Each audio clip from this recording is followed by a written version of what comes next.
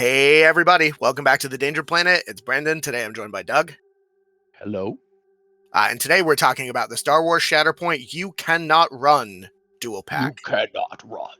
Yeah. Doug, you want to make a Torgruda noise? Alright, that's a little racist.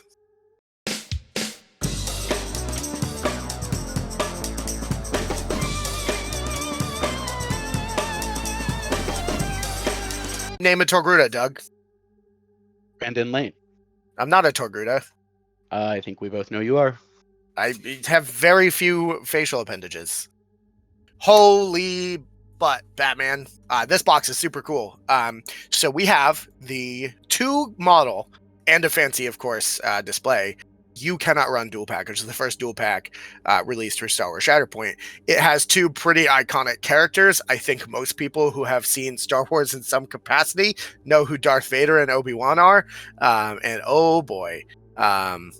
So interestingly enough, we have Darth Vader, who is a primary character, and Obi-Wan, who's not. He's more of a supporting role as a secondary character in this. I'm a huge fan of it, and I'll go over why when we get to that portion of it. But I actually am a huge fan of what they've done immediately here, and I'll explain why when we talk about it a little later. Very cool. Well, let's just jump into Mr. Vader over here. Jeff Vader, I think. Jeff Vader, Jedi Hunter. Is that what it says on his name tag at work? Yeah, it does. Jeff Vader, Jedi Hunter. So he is a 7 squad point primary unit who has 4 force points because of course he does. He's Vader. Also at the bottom of the card we see for the first time, this unit cannot be included in a strike team with Anakin Skywalker because I don't want to ruin a bunch of people's dreams and lives. Spoiler. But Anakin Skywalker's Darth Vader. Jeff Vader, sorry. Oh my gosh. Jeff Vader, Jedi Hunter. Jeff Vader. So he has 12 stamina, 3 durability, which is great. Love 3 durability primary characters. Cough. Darth Maul. Cough. And he has a couple of interesting abilities. So he has 1 activated ability called Vader's Fury, which costs 1 force. Every character in this unit can advance during the next attack made by a character in this unit during this activation after all dice have been rolled and modified. Add 2 damage to the damage pool. Yep. You remember Obi-Wan's ability where he gets to dash and then gets some dice? Well, you just get damage now. Why? The other thing that's really cool about this ability is the way that it's worded is it says this character makes a move during the next attack made by this character, so it doesn't need to trigger immediately. You can spend Vader's Fury, make a move to get him up the board, move him again, and then use an attack action, and you'll still get that buff. Yeah. Or focus and get the extra dice, right? Or focus, get another dice, but it's really flexible because it lets you cash that damage cash in. So you can do it either immediately, or you can be like, well, I'm really far from a target, so I'm going to go move. The only thing about it that I wish it did is let you change elevations a little bit more freely, but it's already very powerful. Very powerful. Yeah. Thematically, I mean, it sort of makes sense, right? So this is just after he's been gotten in the suit. We all know that Mr. Palpatine intentionally gave him like an old crappy suit to like make life difficult for him, so it's more difficult for him to get around, so he would become more angry. Isn't the lore that he's always in pain? And it's just like literally awfully painful just to wear the suit, just to exist in it. Not just that, but they could have just like fixed given his him better horrible, but they didn't. They were like, nah, your piece is a lie. There is only bad. Is that like when you show up at a new job and they give you like the laptop that clearly like is like 10 years old and is just like chilling? You're telling me Vader just basically got the really old corporate laptop and the Emperor was just kind of a dick about it? The oldest corporate laptop. Yeah, that makes sense. Wild. So Vader has 2 reactive abilities. He has riposte, which we've seen on a couple of cards before. It's after a melee attack targets him. If the attack contained 1 or more misses, the attacking unit suffers 2 damage. And then we have a new-ish one, the Sith Lord Strikes Back, which you've actually already sort of seen on Darth Maul, but whenever this unit's wounded by an attack, not specifically a melee attack, which makes it slightly better, considerably better, after the attack is resolved, it can use this ability. 1 character in this unit may immediately dash and make a 5-dice melee attack targeting the character that wounded it. So pretty substantial upgrade, arguably, on that reactive ability. But the thing that is the best is his identity ability. Your hatred makes you powerful. When an allied character makes a Talking to me? Or you? well, your Doug, I know your hatred makes you powerful. My hatred makes me powerful as well. Oh, okay. Yeah, I thought you were calling me out. Sorry, my bad. No, my bad. Who among us, right? I know my hatred is making me more powerful right now for particular reasons that we won't get into. But so when an allied character, so any character in your strike force, not just specifically Darkseid or Sith or any of that stuff, makes a melee attack as part of a combat action, after choosing a target, the attacking unit may suffer 2 damage. If it does, the attacker adds 3 dice to the attack roll. Wild. Very, very good. Oh boy. I just want to. There are so many things that you can do with this. He gives it to every character. It's so ridiculous. So the concept here that I draw on a parallel why this is so powerful. If you've ever played Magic the Gathering before, you might be familiar with Phyrexian mana, which was like one of the biggest mistakes that Wizards ever did for a scheme mechanic of a game, where you could pay life points for instead of mana. And I know that you aren't about to go on record as saying that Mental Misstep is too powerful. I mean, it definitely is in CDH. Oh no. But basically, just to stay on what I'm saying, effectively, this is allowing you to trade life points for resources in a game where there is a very distinct thresholding of damaging. So like a wounded model, once it's wounded, it doesn't get more wounded, right? If you've done enough damage to wound a model, stack more on it. So I found a lot of value in, like, for example, playing with Maul, being able to do damage to him for benefits. And this strikes me as a very prime example of like an alternate like an alternate resource mechanism that's just very powerful, because it's not even just, when I first read this, I thought it was just Vader, and I was like, oh, that's pretty good, and then I was like, oh no, it's like so much better.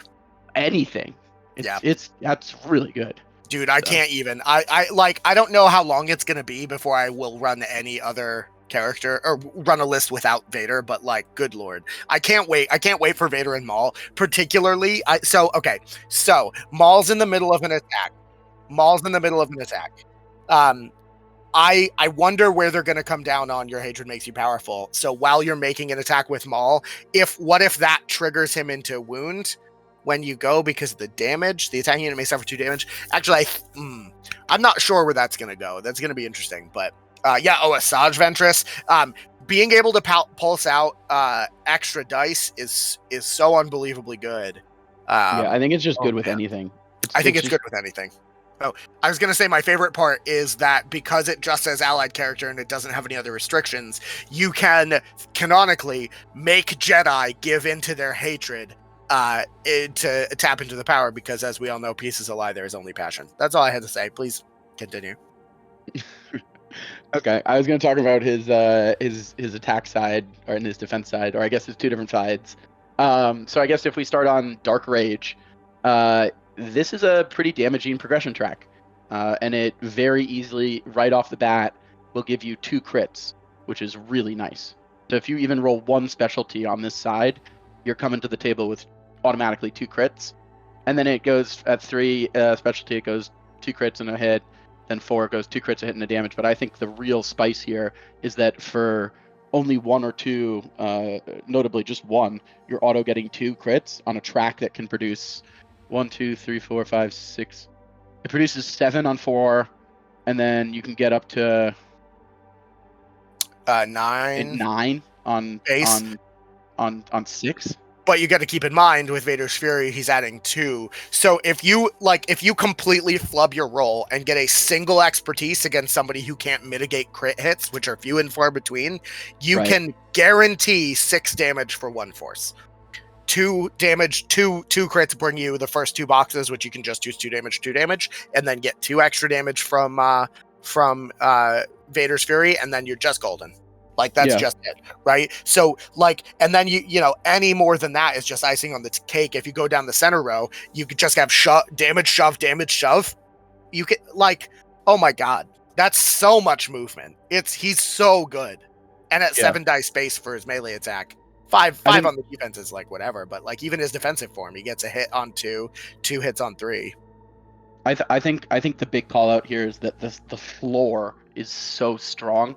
Yeah. Like, You just said it. The floor on this ability is so strong, and just at a base level, without having to spike dice too hard, he's going to be doing a lot of damage pretty Yeah, and consistently. he's not the most damaging character on just his grid, although like 11 is the highest threshold in the game right now. So if you can just do 11 if you get enough hits. But like, you know, 2 crits built in at 1 expertise is so good. And if you get to 4, you get 2 crits, another hit, and also a damage, which basically like almost locks you into maxing out your tree, depending on which way you go down, right?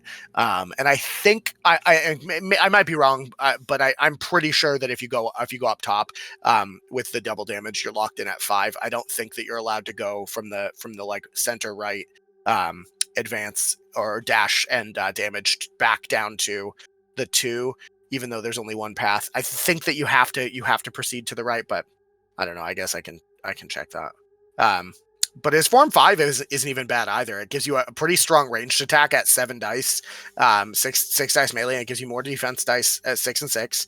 And he got 2 damage and a shove for 1 hit, 2 more damage, and then he can put some other craziness. He can get a jump out of that if you really need him to change elevation, but meh. Yeah, and I mean, notably, he is a Jedi that also has a pretty reasonable. He's one of the other few Jedi right now that has a pretty reasonable ranged attack. So yeah, seven dice on a range 4 is pretty reasonable. Yeah, and I mean, we're looking at much less strong on the expertise on both. Really, you're looking at basically just hits on ranged and just hits based on the lightsaber, but you get some crits later on in the expertise. The only, I think, the thing that is sort of sad and is missing even slightly out of this character is he has no self-heal, basically anywhere at all under any circumstances, outside of taking an action to heal 1, which you're never going to do with him. Yeah. So, like, that's a little rough, but, like, you know who has a lot of heal that they can pulse out to their allies? Asajj Ventress, right? Just saying. Yeah, but he also has, like, for example, he has 3 stamina, whereas, like, you know, the other character right now, which is damage equals resources, which is Maul. Maul only has 2 stamina. So, and this guy has 12 health. So, and anything you don't, like the only thing that this guy doesn't have that's missing from this guy's kit is some way to, like, force jump to very quickly and rapidly change elevations without having to use a climb action. Like, you know, like that's other than that, this guy is like very tanky, has a lot of health, does a lot of damage, can use his health as resources, which is really good.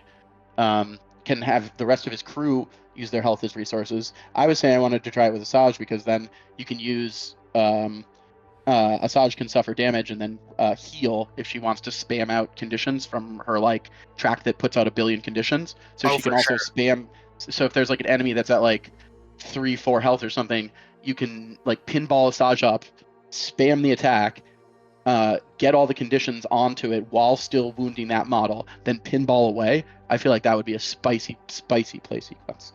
Yeah, I'm definitely trying Asajj and Vader and Vader and Maul for sure, just for maximum, just glass cannon, like literally kill their whole force. I don't care. Go. Yeah. Gotta kill them. Gotta kill them all, Pokemon. So yeah, Darth Vader is obviously very sick, and the base and cool like display bit board that he comes with is also very cool. But the other thing that's very cool in that box is Obi-Wan Kenobi out of hiding. Obi boy, I thought I had something, but it's not a good joke. Well, what are you going to do? But so Obi-Wan is a 4-point secondary unit, which means, just so we're clear, you can take him with Vader, because why not? You can do it.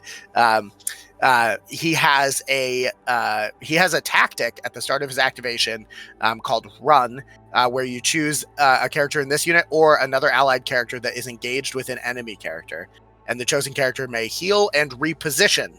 It's almost like the things that Vader was missing. It's fine. And so he has one reactionary ability called Mind Trick for 2 force.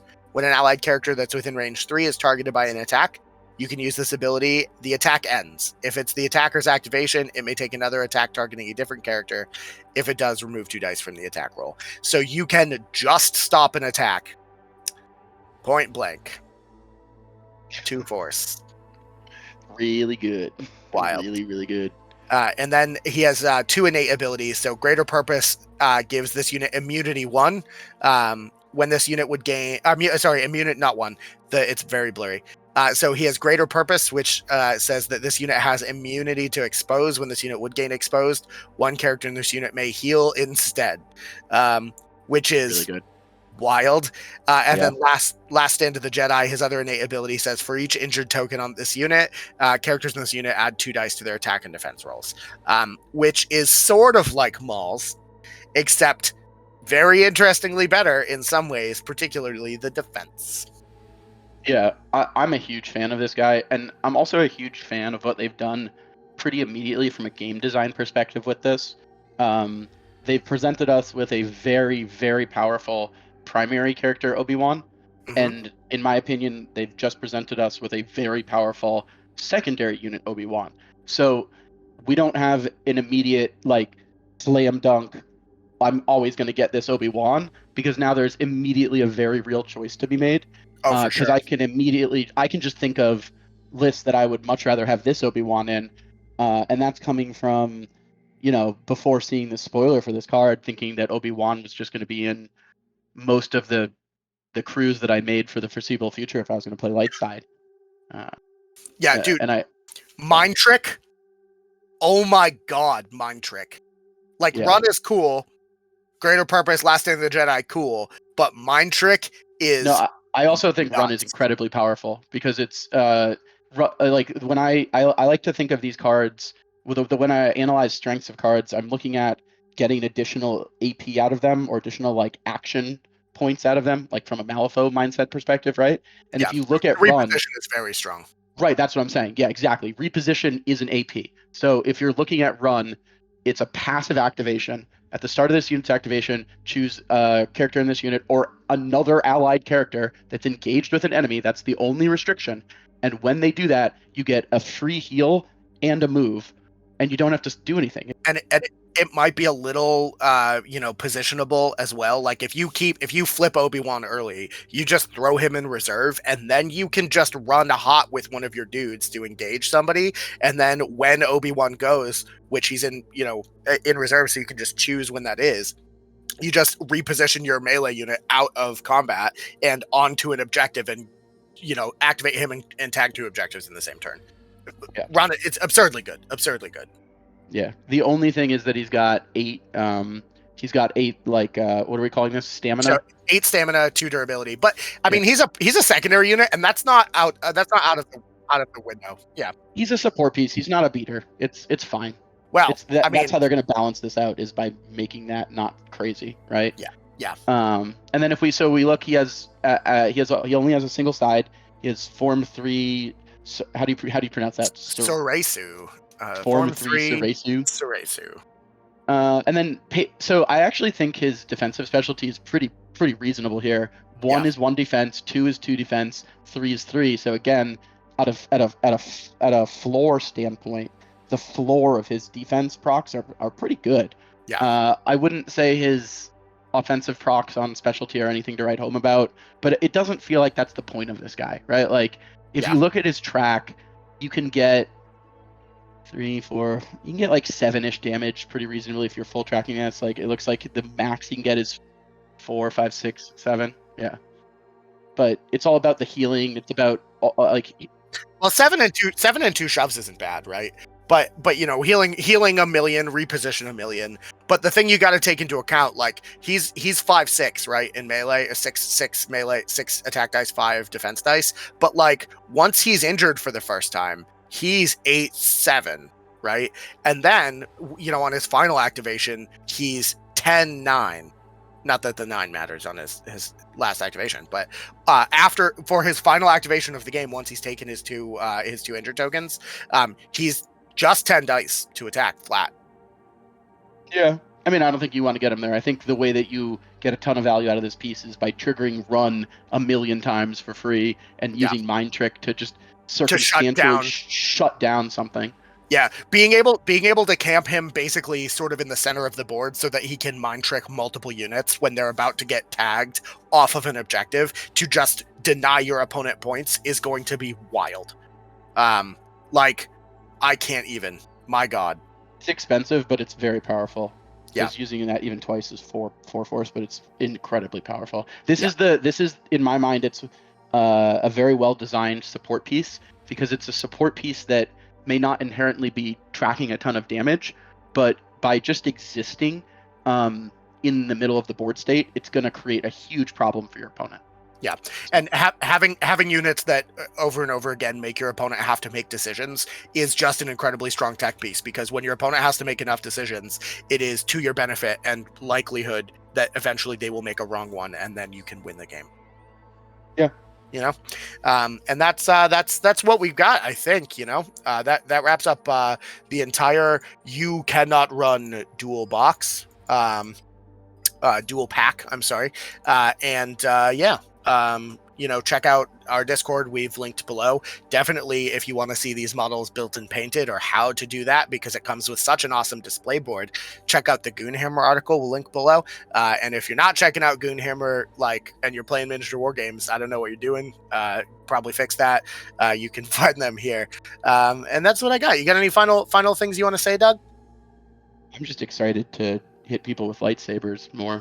I'm just excited that we'll finally have a good Darth Vader model, or rather a Darth Vader model, because you know, I don't know if anybody's noticed, but I'm sort of a fan of the Sith as a general. It's probably just because the Sith are the best, right? But yeah, exactly. Yeah, you know. All right. Bye. Goodbye.